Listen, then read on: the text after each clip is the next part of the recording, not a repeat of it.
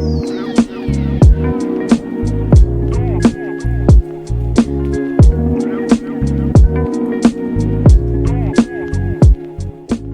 book on Amazon, and I purchased it for many reasons. One, because it seemed like a very basic, very straight, direct to the point book on how to get started on baking. Now, I have no experience baking. I started baking in January. I wanted to do that as a New Year's resolution and start baking, seeing how I could improve my skills in that, as I had none. Like, I could probably show you pictures of bread I've made in the past, and it had no shape whatsoever. So I thought I'd buy a cookbook because I've watched many YouTube videos to see how I can make bread. And, I've had some success and some failures with that. But, in this generation now, we barely look at cookbooks or resort to books to get knowledge.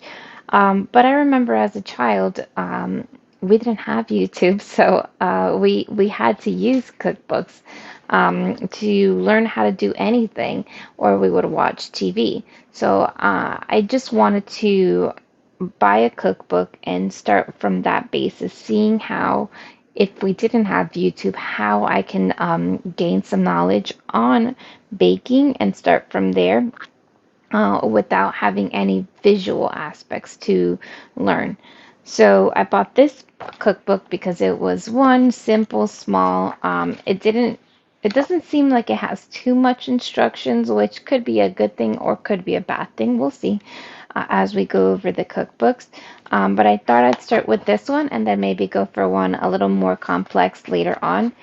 So my goal is to get this cookbook, go through, get all of the numbers that have recipes on there, and then afterwards maybe pull them out of in the hat and see which one we'd be making every day. And if we do enough of them, maybe we'll start by rating each separate cookbooks. So today I'm going to spend a little time reading the first few pages to see what instructions or what tips she gives me. It's written by Emily Wilson, which is why I'm saying she. Um, but to see what instructions are given inside of the cookbook, and then go from there. I'm pretty excited, actually. Okay, so I already started and I already read the introduction, and I went over some of her tips on making bread. Uh, so I thought I would just get all of the recipes that she has, and luckily this cookbook has them all listed here in the contents page. So what I'm just going to do is I'm going to write down each number, and I thought I would put them inside of a jar, and each day I would go through each recipe um, and see if the recipe is simple, if it's easy to follow, if the instructions are clear, if it gives me a process by which to make the bread, and then, compare it to um, experiences I've had while making bread from YouTube. So I'm just going to put them all inside of a little jar and then pull them out and go from there. Um, I think for the first one, I'm actually going to start on the very first recipe that she has here, which is the easiest yeast bread, mainly because the recipe is very self-explanatory in the title. It's the easiest, and just to give us a reference point, which she considers to be the easiest bread to make from all of her recipes, and then, we'll go in whatever order. Um, you know, I have made bread in the past. I've had some good ones, some bad ones. Um, Maybe we'll go through all of them, and if there's any that I don't like how they turn out, maybe we can do research together and find an alternative recipe to make it, or see if there's a different method. Okay, so I already read through some of the instructions. I have here my mixing bowl, as she mentioned in the beginning, that she likes for us to use, or she recommends bowls to have a wider top and a narrow bottom. So that's this one right here. It does specify one with a lid. This one I don't have a lid for, but I could just use a chopping board and put it on top. So I'll do the same thing. All right, now it says, um, let's actually just get all of the ingredients together. So I'm going to use all-purpose flour, which I have right here. Yeast, it says active dry yeast. I have my yeast right here. Salt, and she did specify she wanted coarse, which I'm assuming is kosher, so I have that there, and some water, warmed water. Let me see, how much water does she want? She doesn't specify a temperature on the water, so I'm just gonna warm up some water for 30 seconds. She wants 1.5 cups.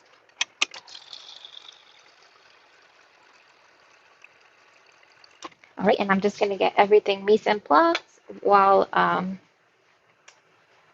3 cups all-purpose and salt. I'm looking at the instructions, and it says to place flour in, add salt and yeast, then stir until mixed. But in the beginning, one of her recommendations was to add the salt when you're kneading. So I'm not sure if I should follow the instructions there, or if I should follow the instructions here. I think I'm going to follow what this specific recipe says, because, maybe this specific recipe is different than the other ones she recommends it for. So let me just do it that way. It's a little weird not having a scale to measure it, because usually I'll use a scale. Um, so we're going to do 3 cups of flour. All right, flour.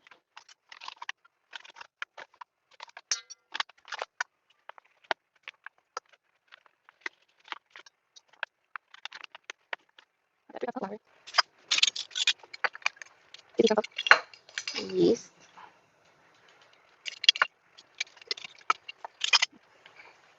and 2 teaspoons of salt.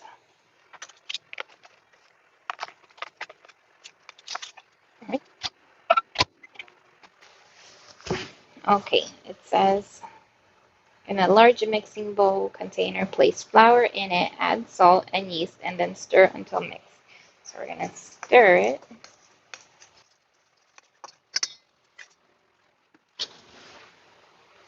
And I like to use one of these. They're bowl scrapers. So I'm going to keep that there. She doesn't specify how to pour it in, but I'm just going to dump it in there. And then just mix it around.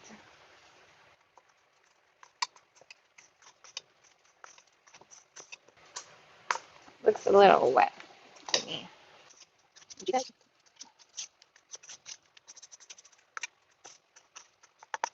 what it looks like.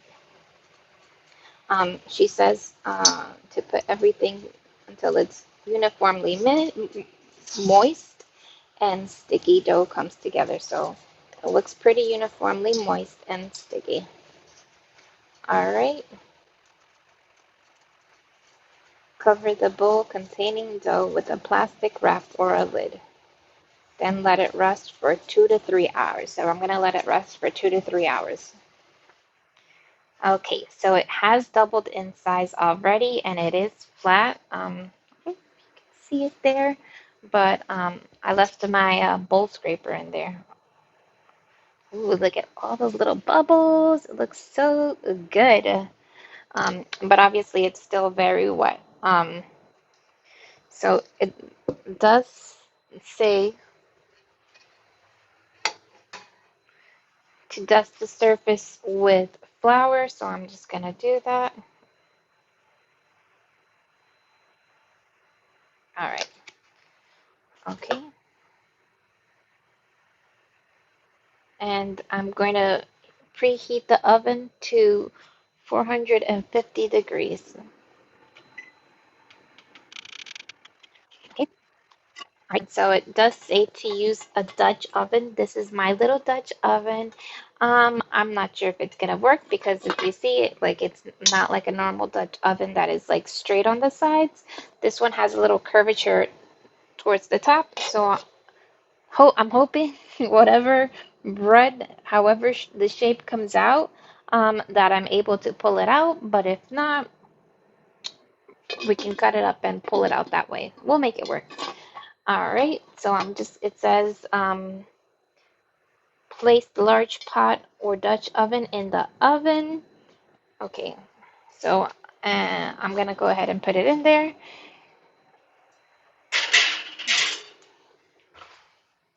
Bam, it's already in there. All right, and then meanwhile, transfer the risen dough onto a clean surface. Okay, perfect. We already did that. I mean, we're gonna do. Ooh, it smells a little fermented. I'm not sure why it smells like that because it's only been on the counter for a couple of hours. All right. I like using a bowl scraper because it's like it has that, and you can just get as much as possible out from there.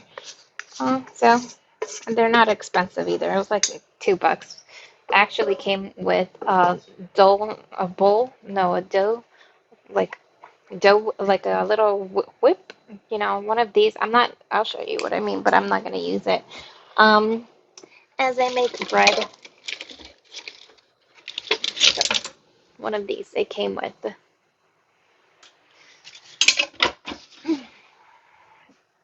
All right, now it's telling me to shape the dough.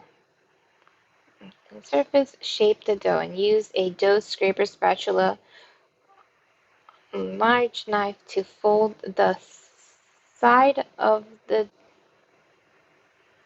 until it roughly resembles a disc. I'm not sure what they mean. Is it like that? I'm assuming is what they mean. Because it says fold until it resembles a disc. Now, I mean, does it resemble a disc? Not really, but it's, getting round. So from previous doughs, what I've learned is that they need to be taut. Whatever you are making to get a good rise, it needs to be taut. So that's why it's very important to shape it.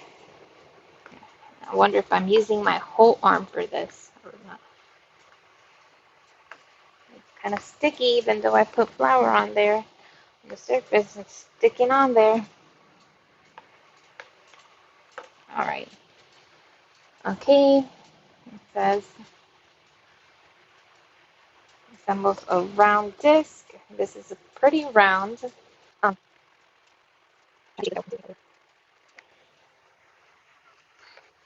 and I wish it would have told me I needed a parchment paper before so that I can measure it against the Dutch oven.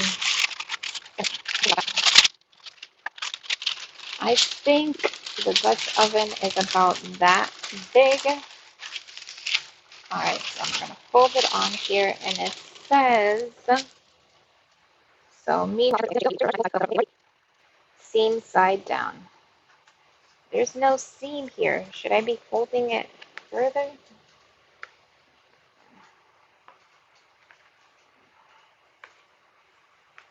Well, I'm going to try folding this in to the middle because it says something about a seam. Now, I did see online, not in the recipe, but like one of the ways to handle a sticky dough like this is to have a wet hand. So it says something about a seam, so I'm going to try to create a seam by like folding this into the middle there.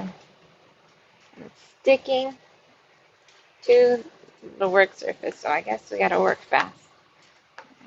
Just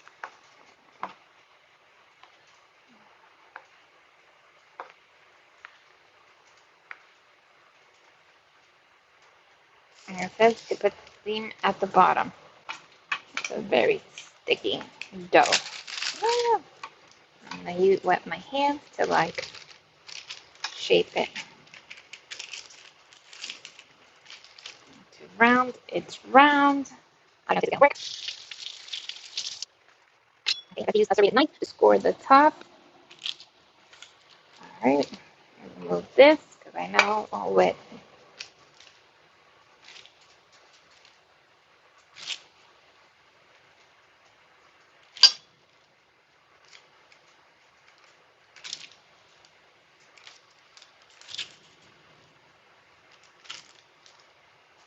All right. Try to keep it tight in there. All right, and then this guy out of there, and ooh, almost touched it with my bare hand.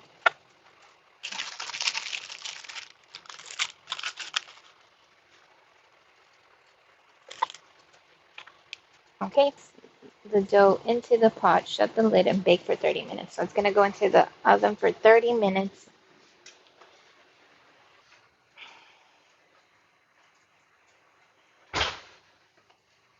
Ooh, it looks so good. I don't know if it's gonna be able to come out though.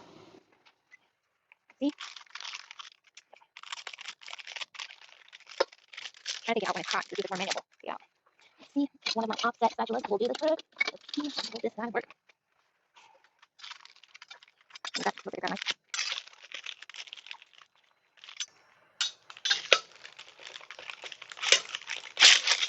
There we go. It came out.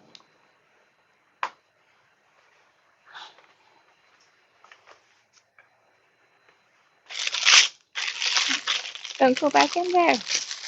Okay, yeah, I'm gonna put it on a wire rack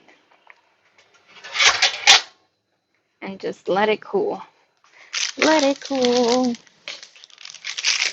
All right, bam, bam. I'm so excited. Okay, so this is the look. Look at it. It looks so good. I honestly didn't think it was gonna turn out, but it was actually really easy. I'm surprised there wasn't any kneading involved, barely any mixing, and it was just sitting there. But look at it. It has like a nice little ear going on here. I mean, it didn't, the recipe book didn't have any instructions on how to properly cut some dough, but I think regardless, it turned out pretty good for a beginner. All right, well, if you guys have been following or are were paying attention or here, thank you for staying around for so long. Thank you for joining me and for being a part of this with me. All right, have a good one. Bye bye.